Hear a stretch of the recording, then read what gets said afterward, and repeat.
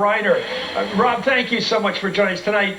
Well, you know everything. You know politics, you know theater, you know drama. What was tonight about? What was it? Was it a masquerade? How would you describe Trump's performance? Well, just as a performance standpoint, it was, well, we discovered he could read. Yeah. He knows how to read.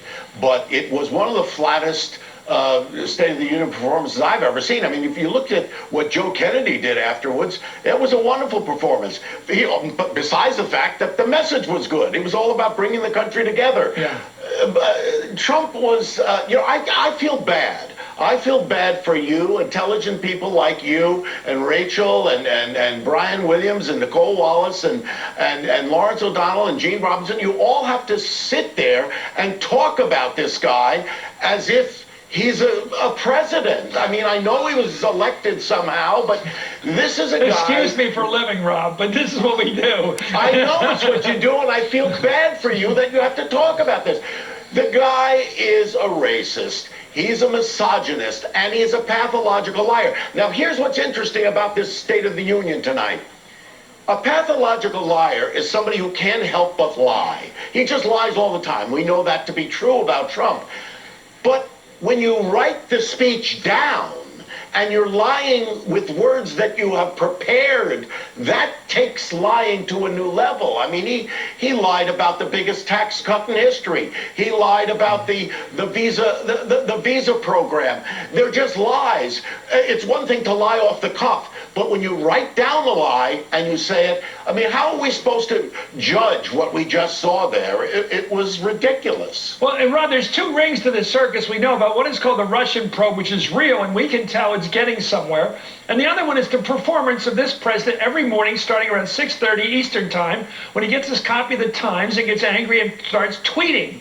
So neither of those realities were performing tonight. It was interesting, like he never mentioned the Russian probe, and he acted like he was a regular president tonight, reading the teleprompter, you say, nothing weird coming out of him especially, all confected tonight, carefully confected with lots of sugar on it. Right, but also badly written. I mean, if you'll just take the speech apart, and first of all, he delivered it. It took him forever to deliver it. But if you just look at the speech itself... Were you saying faster, faster? Well, that's what Lawrence Olivier used to say. Louder and faster, my boy. But the point is, it was boring dialogue. I mean, it was just bad. You're a speechwriter, Chris. You know that this is just dull speech writing. I've never seen a speech confected like this, where the first half of the speech is sugar-coated, all the nice stuff about the flag. Of course we love the flag, and of course people like bonuses at work. Of course all that stuff, and we worry about prescription drugs and things like that. And then makes this ugly turn in saying all immigrants are criminals, we got to keep them out of the country, so let's talk about criminals. I mean, let's talk about immigrants.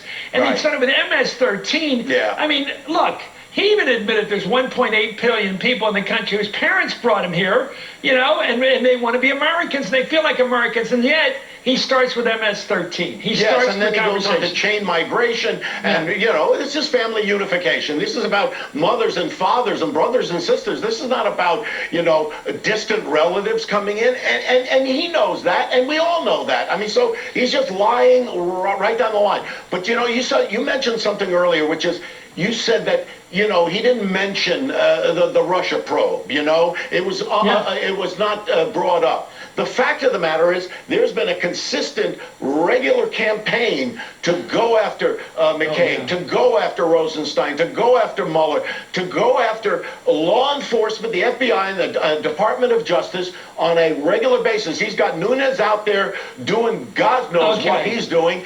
And what you wind up is, we know that Mueller must be getting close to something. And I'm a little bit scared. I just spent last week, I was with James Clapper and John Brennan. This is the former director of National Intelligence and the former head of the CIA. And they're frightened to death of how this president is tearing down the pillars of our democracy. Okay, here's where I'm scared. This is great. This isn't about ideology, philosophy, Democrat, left, white.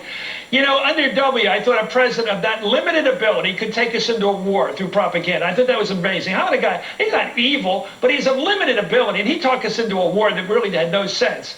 This guy, I'm watching the ratings for Fox right now.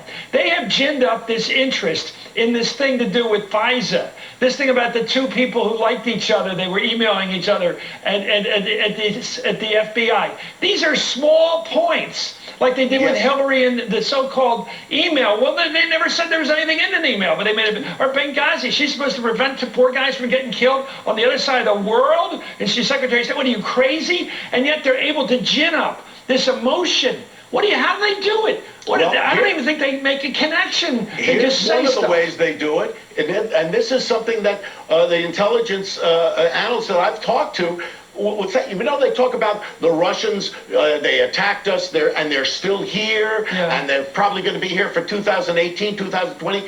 Well, they are still here, and what they do is they'll pick up something like Nunes putting a memo out there with no underlying documents to support it, and then it's picked up by St. Petersburg, and they throw trolls out there, and they just shove all this stuff out there to people who are in that bubble. They gin this up, and it's like this echo chamber between Fox and bots and trolls, and so it's going to continue until somebody stands up and says, this is our law enforcement community. These are the people who are going to keep us safe. And unless we support them and we don't try to tear them down, we're heading for a real constitutional crisis. Make no mistake about it. You know, I think the difference in the left and right is really asymmetric. I think the left will make an argument. They'll find causality. They'll say this leads to this, leads to that. There's a logic to it.